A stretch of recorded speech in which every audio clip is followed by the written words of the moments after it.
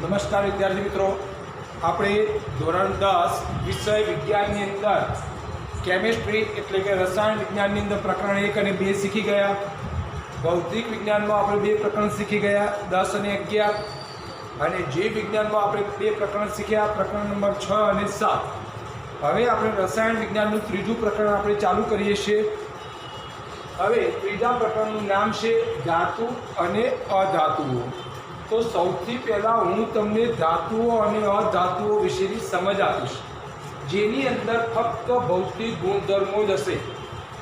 એના પછીના પીરિયડમાં રાસાયણિક ગુણધર્મો અને એના પછીના પીરિયડમાં આપણે એના રાસાયણિક પ્રક્રિયાઓ લઈશું. બરાબર છે? હવે જે તમે નાના ધોરણથી ભણતા આવો છો, બરાબર છે, ધાતુઓના ભૌતિક ગુણધર્મોના આધારે સમજ. તો ધાતુઓના ભૌતિક ગુણધર્મો, બરાબર છે. તો પહેલો ગુણધર્મ છે કે ધાતુઓ તેમની શુદ્ધ અવસ્થામાં ચળકાટવાળી સપાટી ધરાવે છે. એટલે કે એનો ગુણધર્મ થાય ધાત્વીય ચમક કહેવાય. શું કહેવાય? ધાત્વીય ચમક. જેના માટે તમારે માત્ર એક જ શબ્દ યાદ રાખવાનો છે, આ ગુણધર્મને ધાત્વીય ચમક કહે છે. ચળકાટ ધરાવવાનો ગુણધર્મ એટલે ધાત્વીય ચમક. પણ ક્યારે એ શબ્દ હું તમને કહું છું કે શુદ્ધ અવસ્થામાં હોય ત્યારે. બસ સોનું જ્યારે શુદ્ધ અવસ્થામાં હોય તો જ એમાં ચમક હોય. ભાઈ તમે 2 વર્ષ સુધી એને પહેરી રાખો તો એના ઉપર પણ તમને કાળાશના ડાઘા જોવા મળે છે. બરાબર છે? હવે ધાતુઓ સખત હોય છે, બરાબર છે. એટલે કે એના મેં ઉદાહરણ લખેલા છે. Fe એટલે આયર્ન, કોપર એટલે Cu, Al એટલે એલ્યુમિનિયમ, Na એટલે સોડિયમ, Mg એટલે મેગ્નેશિયમ, Zn એટલે ઝીંક વગેરે. આ બધા ધાતુઓના ઉદાહરણ છે. અને એ સિવાય જો તમારે ધાતુઓના બીજા ઉદાહરણ જોવા હોય તો તમે ચેપ્ટર નંબર 5 તત્વોનું આવર્તનીય વર્ગીકરણની અંદર મેન્ડેલિફનું આવર્ત કોષ્ટક આપેલું છે, જેમાં ધાતુઓ અલગ રંગથી દર્શાવેલા છે, અધાતુઓ અલગ રંગથી દર્શાવ્યા છે અને અર્ધધાતુઓ પણ અલગ રંગથી દર્શાવેલા છે. બરાબર છે? હવે ધાતુની સખ્તાઈ અલગ અલગ હોય. આ જે ધાતુઓ લખી છે બધાની સખ્તાઈ એટલે કે મજબૂતાઈ બધાની અલગ અલગ હોય છે. બસ જેમ કે આપણે કહીએ કે સોનું, તો સોનાની સખ્તાઈ એટલી મજબૂત નથી. લોખંડ તો એ મજબૂત ધાતુ છે, એટલે અલગ અલગ હોય છે. ધાતુને ટીપીને સખત પતરા બનાવી શકાય છે. આ એના ગુણધર્મ નથી, આ તમને એના ઉપયોગ બતાવું છું, સમજ આપું છું. અને આ ગુણધર્મને ટીપાઉપણાનો ગુણધર્મ કહેવાય. કયો કહેવાય? ટીપાઉપણાનો. જેને ટીપીને પતરા બનાવી શકાય, આ ગુણધર્મને ટીપાઉપણાનો ગુણધર્મ કહેવામાં આવે છે. એટલે આપણે અહીંયા 2 ગુણધર્મ શીખ્યા. તે સખ્તાઈ ધરાવે છે, તે ધાત્વીય ચમક ધરાવે છે, તે ટીપાઉપણું ધરાવે છે. આ એક પોઈન્ટ યાદ રાખો તો આખો પ્રશ્ન યાદ રહી જશે. હવે તે તણાવપણાનો ગુણધર્મ ધરાવે છે. તણાવપણું એટલે કે તનનીય. બીજો શબ્દ એના માટે વપરાય વિજ્ઞાનમાં, તનનીય. હવે 1 ગ્રામ સોનામાંથી 2 કિલોમીટર લંબાઈનો તાર બનાવી શકાય. હવે આપણે કોઈને કીધું હોય કે 1 ગ્રામ સોનું જેમાંથી 2 કિલોમીટર તાર બનાવી શકાય, એટલે કે 1 તોલું સોનું એટલે કે 10 ગ્રામ જેમાંથી 20 કિલોમીટર લાંબો તાર બનાવી શકાય. એવું આપણે આપણા કુટુંબમાં કોઈ મિત્રને કાં તો પપ્પાને કીધું હોય તો એ પણ ના માને. બરાબર છે? પણ એ સનાતન સત્ય છે. બરાબર છે?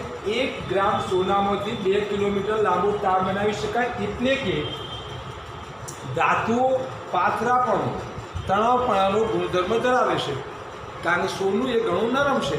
એટલે આપણે જ્યારે સોનાનો દાગીનો બનાવવામાં આવે છે ત્યારે એની અંદર 2 ગ્રામ એટલે આપણે 24 કેરેટનું હોય તો શુદ્ધ સોનું કહેવાય. જ્યારે 22 કેરેટ હોય એટલે એની અંદર 2% એનો 2%, બરાબર છે, બીજો અન્ય ધાતુ એટલે કે કોપર ઉમેરવામાં આવે છે અથવા તો ચાંદી ઉમેરવામાં આવે છે. બરાબર છે? અને આ ક્ષમતાને આપણે તણાવપણું અથવા તો તનનીય તરીકે ઓળખીએ છીએ. હવે તેમના ટીપાઉપણા અથવા તણાવપણાના આધારે એને જુદા જુદા આકાર આપી શકાય છે અને જુદા જુદા ગાંઠમાં ઢાળી શકાય છે. હવે જુદા જુદા આકાર આપી શકાય છે। એ પછી સોનામાંથી પણ વિદ્યુત પ્રવાહ પસાર થાય, કોપરમાંથી પણ થાય, એલ્યુમિનિયમમાંથી થાય। તમારા ઘરનું જે લાઇટિંગ છે એની અંદર જે તાર છે એની ઉપર પાતળું અવાહક પ્લાસ્ટિકનું પડ ચડાવેલું છે, કેમ કે કરંટ ના લાગે, અને એ અવાહક પડને તમે ખોલો તો અંદર કોપરનો તાર આપણને જોવા મળે છે। તો આપણે કોપરને કેમ ઉપયોગમાં લીધું? કેમ કે સોનું પણ વિદ્યુતનું શું વાહક છે, ચાંદી પણ વિદ્યુતનું શું વાહક છે, તો આપણને તાર ઘણા મોંઘા પડી જાય, કિંમતમાં મોંઘા પડે, અને એના માટે આપણે બરાબર કોપરનો તાર તરીકે ઉપયોગ કરીએ છીએ, કારણ કે તે પણ વિદ્યુતનું સુવાહક છે। બરાબર છે। હવે ધાતુઓ ઉષ્માના સારા વાહકો છે, જુદા જુદા આકાર આપી શકાય છે। હવે ધાતુઓ ઊંચા ગલનબિંદુ ધરાવે છે, ઊંચા ગલનબિંદુ ધરાવે છે। ગલનબિંદુ એટલે શું?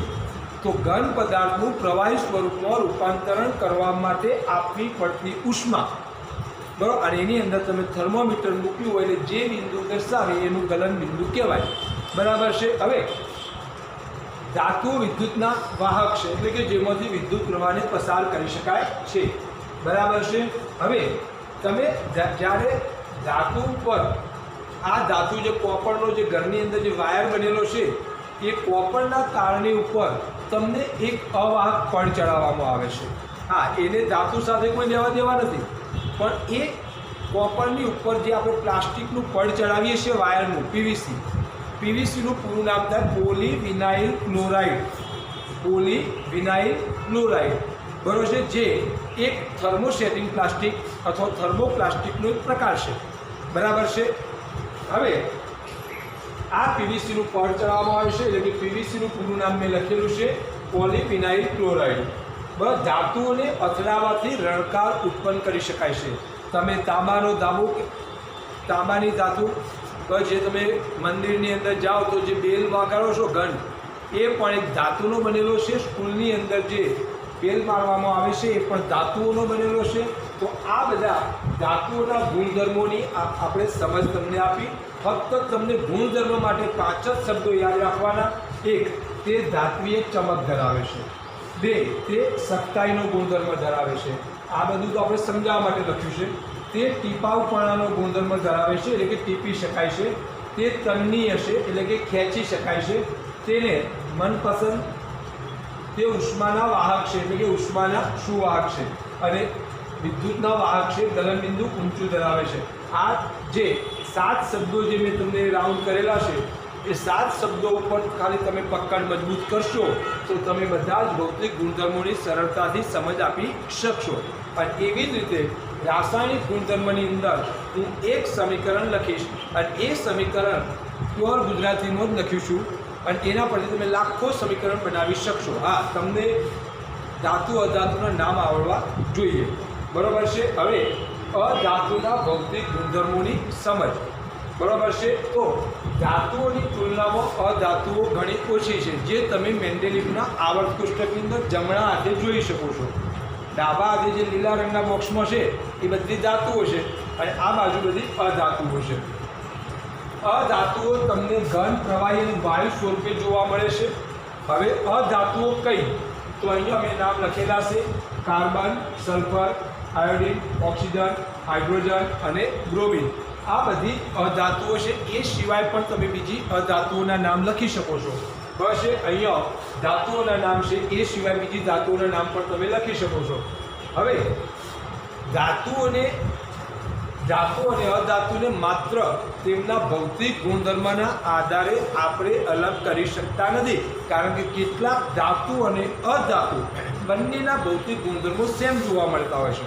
હા, નાના ધોરણમાં તમે અત્યાર સુધી 6, 7, 8ની અંદર ધાતુના ભૌતિક ગુણધર્મો અને અધાતુના ભૌતિક ગુણધર્મો લખ્યા, પણ ઘણી ધાતુઓ એવી છે કે જે અધાતુ હોવા છતાં ધાતુના ભૌતિક ગુણધર્મો સાથે મળતી આવતી હોય છે।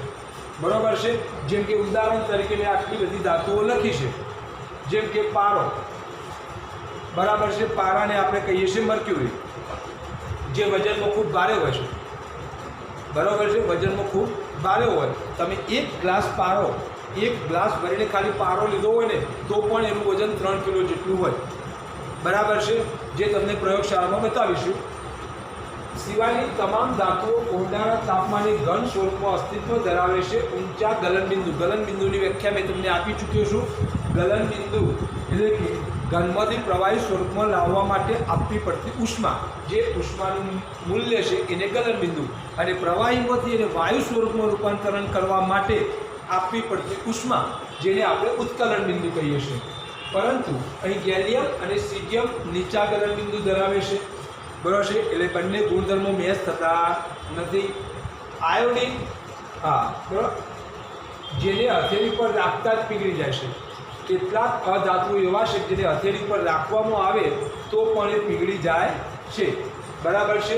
આયોડિન અધાતુ છે પરંતુ તે ચમકદાર છે. હવે ચમકદારનો ગુણધર્મ કેવા સેટ થાય છે? અહીંયા ધાતુએ ચમકમાં, એટલે આ મેં શું લખ્યું છે? અપવાદમાં લખેલા છે. આ બધા અપવાદ છે.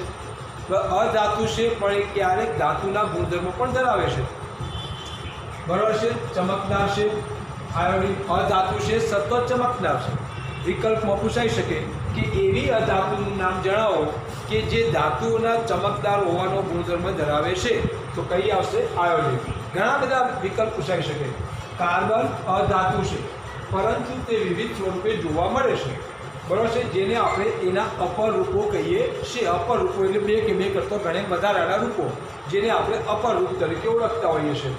હવે કાર્બનના ઘણા બધા રૂપો એ આપણે ચેપ્ટર નંબર 4 કાર્બનિક સંયોજનની અંદર શીખીશું, CH4, C2H6 વગેરે, બરાબર છે. હવે કાર્બન અપર રૂપોમાં હીરો સૌથી સખત છે. તેમાંનું એક ઉદાહરણ આપણે લીધું કાર્બન.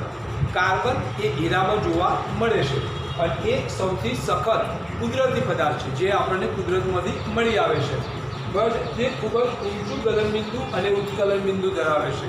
ખૂબ ઊંચી ગરમી હોય તો જે પીગળે, તો ના પણ પીગળે, બરાબર છે. ગ્રેફાઇટ જે વિદ્યુતનો સુવાહક છે. ગ્રેફાઇટ કયો જોવા મળે તમને? પેન્સિલની જે અણીનો ભાગ છે જે લખો છો એ જ, બરાબર, એ જ ગ્રેફાઇટ છે. હવે તે વિદ્યુતનો સુવાહક છે, જેમાંથી વિદ્યુત પ્રવાહ પસાર થઈ શકે છે. આલ્કલી ધાતુઓ એટલે કે કઈ છે? Li એટલે કે લિથિયમ, Na એટલે કે સોડિયમ, K એટલે કે પોટેશિયમ. હવે લિથિયમનો પરમાણુ ક્રમાંક 3 છે, સોડિયમનો પરમાણુ ક્રમાંક 11 છે અને પોટેશિયમ, બરાબર, જેનો પરમાણુ ક્રમાંક 11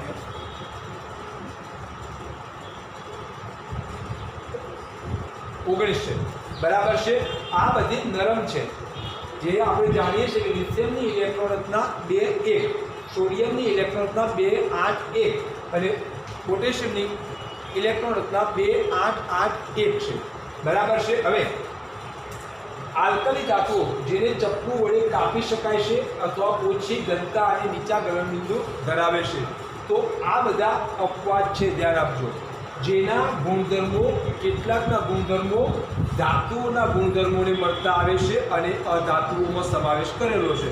એટલે ભૌતિક, આ વાક્યને ધ્યાનથી સાંભળજો કે ધાતુ અને અધાતુને ભૌતિક ગુણધર્મના આધારે આપણે સરળતાથી ઓળખી શકાય, પણ એને સંપૂર્ણપણે એનું વર્ગીકરણ કરી શકાતું નથી. નાના ધોરણમાં આપણે કર્યું છે, પણ જેમ જેમ તમે 11 સાયન્સમાં જશો ત્યારે એ વસ્તુ અહીંયા શક્ય બનશે નહીં.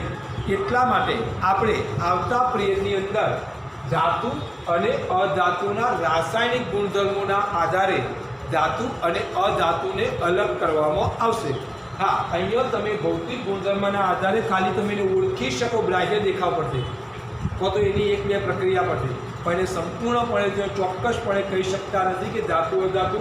એના ઉદાહરણ મેં તમને ઘણા બધા આપેલા છે, એનો તમે ઘરે અભ્યાસ કરજો અને તૈયાર કરજો, બસ.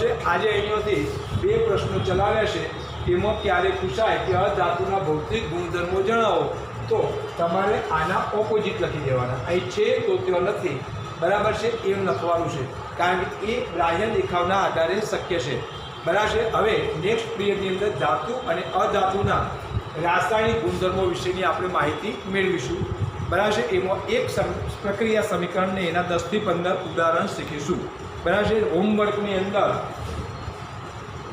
ભૌતિક ગુણધર્મો અને અધાતુના ભૌતિક ગુણધર્મો વિશે તમારે જેટલું બોર્ડ ઉપર લખ્યું છે એટલું લખવાનું છે અને તૈયાર કરવાનું છે, કારણ કે આમાંથી માત્ર ને માત્ર ફક્ત 1 માર્ક્સનો વિકલ્પ તો ટૂંકા પ્રશ્નમાં પૂછાઈ શકે છે. બરાબર છે. હા, ક્યારેક ભૌતિક ગુણધર્મો પૂછાય તો કોઈ પણ 6 ગુણધર્મો લખી દેવાના. 4 માર્ક્સમાં પૂછાય તો 2 ગુણધર્મો અને 3 માર્ક્સમાં પૂછાય તો 6 ગુણધર્મો તમારે લખવાના રહેશે. હોમવર્ક કહ્યું તે મુજબ હોમવર્ક લખવાનું છે. અસ્તુ, જય હિન્દ. હા, કંઈ સમજાય નહીં તો મને ફોન કરીને પૂછી શકો.